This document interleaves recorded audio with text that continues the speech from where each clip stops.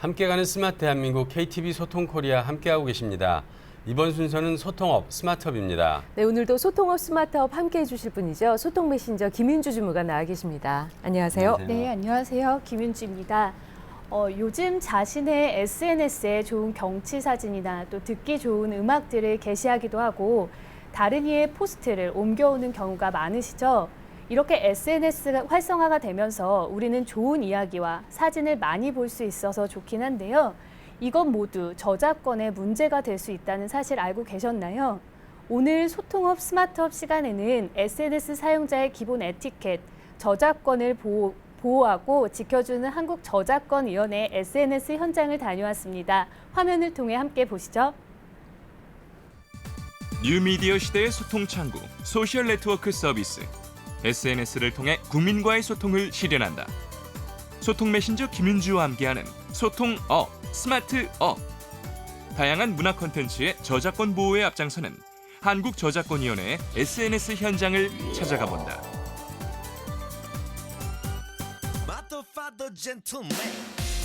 전작 강남 스타일로 글로벌 스타로 거듭난 싸이. 그의 최신 발표곡 젠틀맨은 뮤직비디오 발표 2주 만에 2억 5천만 뷰를 넘어서며 인기몰이 중이다. 젠틀맨은 4년 전 국내에서 유행했던 춤을 리메이크하면서 한 번 더 주목받고 있는데 우리의 눈에는 익숙한 안무. 싸이 측이 이 춤에 대해 저작권료를 지불했다는 소식이 알려지면서 대중은 저작권이 무엇인지 다시금 주목하고 있다. 싸이가 안무 저작권을 지불했다고 하더라고요. 그 점에 대해서 어떻게 생각하세요? 무형적인 거지만 제품처럼 취급을 받고 존중받아야 된다고 생각을 하거든요. 그럼 평상시에 저작권에 대해서는 혹시 잘 알고 계신가요? 솔직히 잘 알지는 못해요. 근데 요즘 뭐 뉴스나 미디어나 이런 데서 많이 이렇게 나오더라고요. 뭐 책이나 아니면 뭐 음악 또는 뭐 그 말했던 싸이 안무 같은 이런 것들이 저작권 침해다 아니다 뭐 이런 것들이 되게 많아서 많이 듣기는 하는데 중요한 것 같긴 해요. 아침부터 비가 오던 지난 23일 서울의 한 대형 서점 앞은 많은 사람들로 붐볐는데 그 이유는 무엇일까? 여러분 4월 23일이 무슨 날인지 아시나요? 매 4월 23일은 유네스코가 지정한 세계 책 그리고 저작권의 날입니다. 저작권이라고 하면 우리가 잘 알 것 같으면서도 그 내용이나 범위에 대해서는 사실 명확하게 알지 못하는데요. 오늘은 저작권위원회를 통해 좀 더 명확하고 자세한 저작권에 대해서 알아보도록 하겠습니다. 세계 책의 날, 그리고 저작권의 날을 맞이하여 진행된 책드림 행사. 한국저작권위원회는 시민들과의 소통의 장을 마련함으로써 저작권에 대해 친근하고 재미있게 알리기 위해 노력하고 있다. 한국저작권위원회에서 주된 활동은 어떤 게 있을까요? 저작권은 아시다시피 국민 생활 속으로 이미 많이 파고들고 있습니다. 그리고 세계적으로 이 저작권은 국경이 없습니다. 그래서 이러한 상황에서 저작권이 국내적으로 잘 보호되고 또 저작권이 잘 이용될 수 있도록 그 사회적인 생태계를 잘 구축하는데 K-팝이나 한류가 해외 속에서 다른 나라들한테 제대로 평가받고 또 잘 대우받을 수 있도록 지식재산권이 부각되고 있는 요즘 저작권의 보호가 무엇보다 중요한데 SNS를 즐겨 사용하는 우리가 알아야 할 저작권은 어디까지일까? 저작권 위반 사례라고 생각하기 쉬운 사례가 있다면 하나만 소개해 주세요. 일상적으로 블로그 게시물을 작성하실 때 뭐 드라마의 멋진 장면이나 아니면 쇼 프로그램의 재미있는 장면을 캡처해서 포스팅에 활용하시는 블로거분들이 많이 계신데요.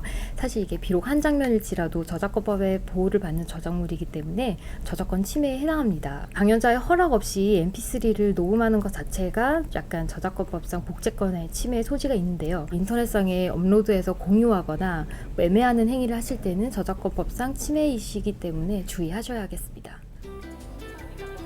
오늘 이 행사에서는 책을 내고 있는 작가와의 대화 자리도 마련되었다. 책을 출간하는 작가와 책을 구입하는 독자와의 허심탄회한 이야기 속에서 저작권의 중요성을 다시 한번 되새길 수 있었는데 우리나라는 굉장히 가난하게 됐습니다. 평상시 저작권에 대해서 어떻게 생각하시나요? 네, 처음에 제가 글을 쓰고 책을 낼 때만 해도 우리나라 저작권은 거의 뭐 황무지나 다름없었어요. 근데 이제 지금은 저작권이 굉장히 그 정상을 회복한 느낌이 들고요. 이게 저작권이라는 것은 바로 그 나라의 발전과도 통하는 겁니다. 저작권에 해당하는 사람들도 그 인식이 높아지고 그리고 그것을 마음대로 할 수 없다는 것에 대한 어떤 공감도 있는 것 같아요. 이런 행사가 자꾸 많아지고 그리고 이런 걸 듣는 사람에게 저작권이 어떤 것이라는 걸 알리는 계기는 되지 않겠어요. 저작권이란 인간의 생각이나 감정을 표현한 창작물에 대한 권리를 말한다. 저작권을 보호하는 일은 보이지 않는 가치에 대한 존중으로서 우리 모두가 자발적으로 지키지 않는다면 앞으로 창의적인 저작물들이 나오길 기대하기 어려워질 것이다. 혹시 평상시 저작권에 대해서 생각해 보신 적 있나요? 저작권 뭔가 어려운 말처럼 들리긴 하는데 인터넷상에서 저작권의 문제로 블로그에 올린다든가 라고 여러 가지 문제가 많이 있었는데 아직도 저는 배우는 입장이라서 조금 더 관심을 가지고 지켜보고자 책의 날이라고 해서 많이 책도 나눠주시고 꽃도 받아서 기분도 좋고 많은 분들이 책을 사랑한다는 걸 다시 한번 느꼈습니다. 좋은 이야기와 사진, 음악들을 접하면 본인의 SNS에 게시하고 싶겠지만 그 전에 한국저작권위원회의 SNS에 한 번쯤 들러보자. 여기에는 저작권 위반 사례와 저작권 보호를 위한 수칙 등을 상세히 볼 수 있다. 한국저작권위원회 페이스북을 운영하면서 제일 중요하게 생각하는 게 어떤 건가요? SNS를 통해서 저작권 상담이나 문의가 많이 들어오는데요. 이에 관해서는 좀 더 즉각적인 답변이 필요하기 때문에 스마트폰이나 PC를 통해서 실시간으로 확인하고 즉각적인 대응을 하기 위해서 많은 노력을 기울이고 있습니다. SNS를 운영하고 관리하면서 생긴 에피소드가 있다면 설명 좀 부탁드릴게요. 저희 위원회 페이스북에 자신이 직접 그린 창작물을 올리시고 저희에게 저작권 등록 상담을 요청한 사례가 있었습니다. 이는 저작권에 대한 다양한 정보 또는 창작자들의 어려움들을 보여준 가장 큰 사례라고 볼 수 있는데요. 따라서 이에 부응하여 위원회에서는 다양한 매체를 활용한 홍보 활동을 전개해 나갈 예정입니다.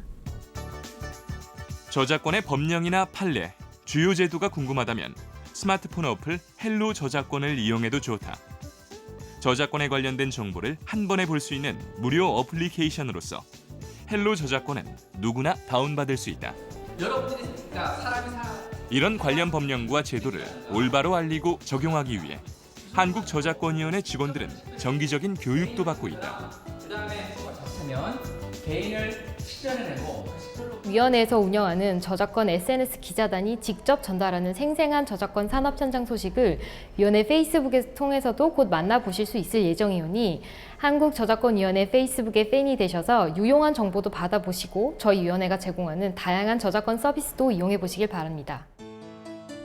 누군가의 아이디어와 창의력으로 만들어진 한 장의 사진, 한 곡의 음악.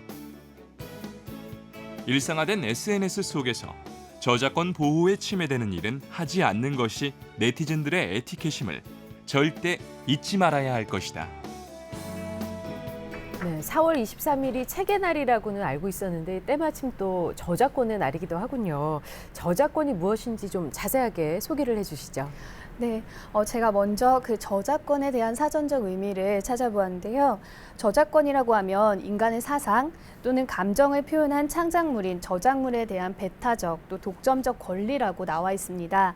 소설, 시, 논문 등 그런 서술물은 물론 연극, 그리고 음악, 회화, 강연 등 정말 눈에 보이지 않지만 행위자의 독창적인 창작물에 대해서 창작가만이 가질 수 있는 독점적이면서도 또 침범할 수 없는 권리를 인정해 주는 것이죠. 그래서 만약 이것이 침범을 하거나 또 위반을 했을 시에는 그만큼 피해 비용을 배상해 주어야 하는 것이 바로 저작권이라고 합니다.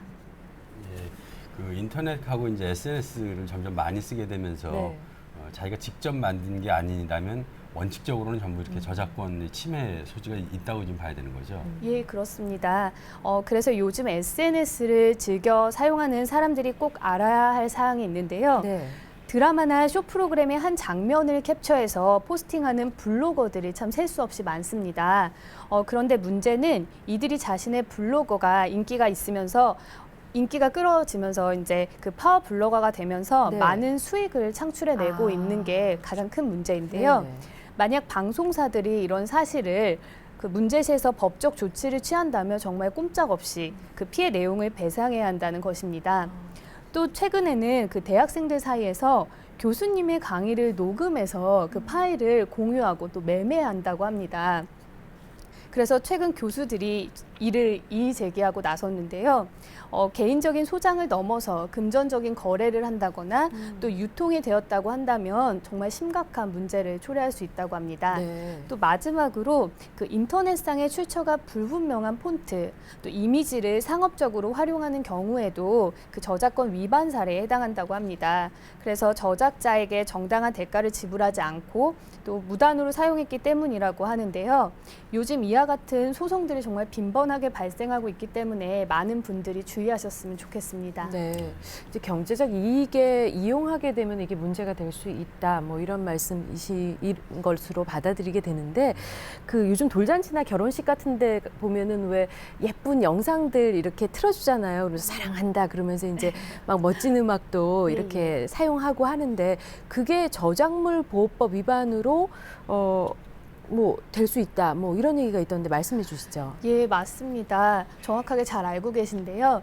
그 아이들의 돌이나 백일 잔치에 가보면 정말 아이들의 예쁜 영상들, 네. 또 결혼식에 가면은 그 두 사람의 만남 과정부터의 그런 내용들이 스토리 영상으로 해서 아름다운 배경 음악가 나오지 않습니까? 그 바로 그 배경 음악이 문제가 된다고 합니다. 네. 그래서 바로 저작권 침해 사례의 한 예라고 볼 수 있는데요.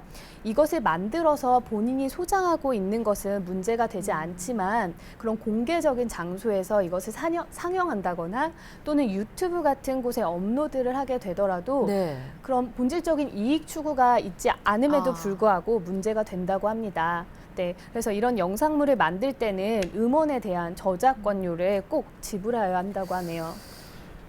이게 별 생각 없이 저희들이 이렇게 일상적으로 쓰는 일들이 네. 법적인 어떤 문제를 일으킬 수 있다는 게 좀 어려운 굉장히 좀 어려운 문제긴 하죠. 어렵고 참, 예. 이런 걸 좀 구체적인 어떤 그 사례나 이런 걸 좀 더 공부할 수 있는 방법이 있나요? 네, 한국저작권위원회에서는 산업 종사자나 일반인, 또 대학생들, 또 공무원들까지 대상으로 온라인 저작권 교육을 실시하고 있습니다. 모든 온라인 과정은 전액 무료로 진행이 되고요. 또 수료증도 발급해주고 있습니다. 또 성적 우수자에게는 선물도 지급하고 있다고 합니다. 잠시 화면을 보면서 말씀드리겠습니다. 네. 어떤 교육을 하는지 제가 한번 들어가 봤는데요. 이 중에서 제가 먼저 살펴본 곳은 일반인과 성인을 대상으로 실시하는 저작권 아카데미입니다. 온라인 교육과 오프라인 교육으로 나누어져 있는데, 온라인 교육은 산업 종사자, 공무원, 대학생, 일반 교양 등으로 과정이 나누어져 있고요. 최근 이슈가 되는 정보를 현장감 있게 소개한 포럼이나 공청회 등을 올려놓은 핫 이슈 특강반도 있었습니다. 네. 본인에게 맞는 그 과정을 수료하면 좋을 것 같습니다. 네. 근데 요즘은요, 어린이라든지 청소년들도 SNS 많이 사용하거든요. 그러니까 그런 친구들한테 맞는 그런 교육도 준비되어 있나요? 예, 물론 준비되어 있더라고요. 화면을 또 통해서 말씀드릴게요. 네. 네, 어린이 대상 교육 사이트인데요. 여기 처음 저작권 교육 포털 사이트로 가셔서 여기 보시면 어린이 청소년 저작권 교육이라고 있습니다. 아, 네. 일로 들어가시면 바로 어린이 대상 교육 사이트를 볼 수 있는데요.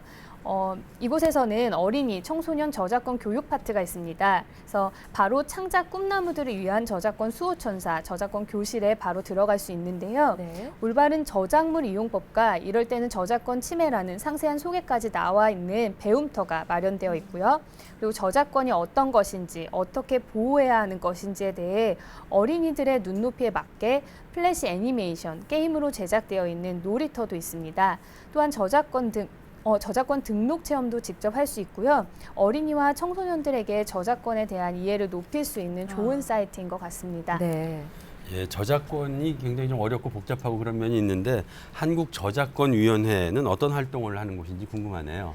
예, 한국저작권위원회에서는 사실 그 저작권 분쟁이 발생하기 전부터 사전에 방지하려는 목적으로 다양한 홍보 활동을 하고 있었습니다.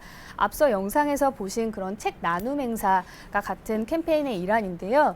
또한 교육 사이트를 통해 다양한 분들이 저작권 교육을 하고 있었고요.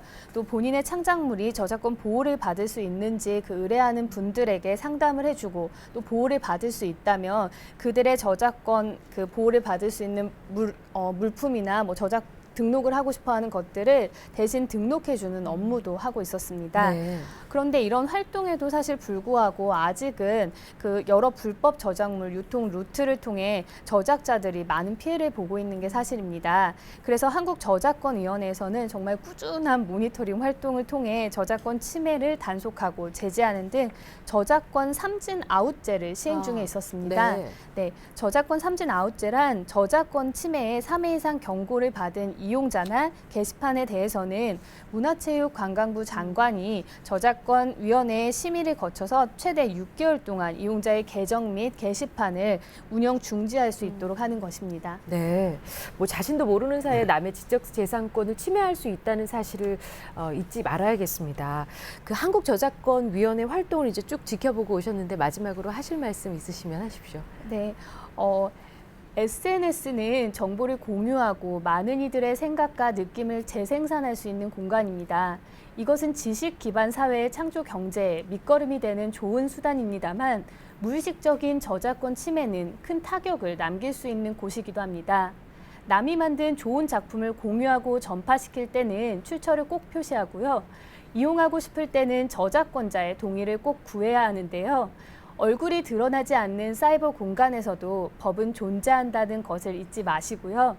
작은 것에서부터 에티켓을 지킨다면 우리의 사이버 세상은 더욱 깨끗해지고 질서 정연해지지 않을까 하는 생각을 했습니다.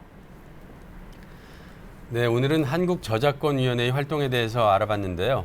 SNS를 하는 우리들이 알아야 할 것들이 참 많습니다. 네, 무심코 저지르는 실수로 여러 사람들이 피해를 볼 수 있다는 점을 오늘 잘 알게 됐습니다. 앞으로 컴퓨터나 휴대폰 클릭하고 또 버튼을 누를 때 한 번 더 생각하고 게시물을 올려야겠다는 생각도 해봅니다. 자, 지금까지 소통 메신저 문화체육관광부 김윤주 씨와 함께했습니다. 고맙습니다. 고맙습니다.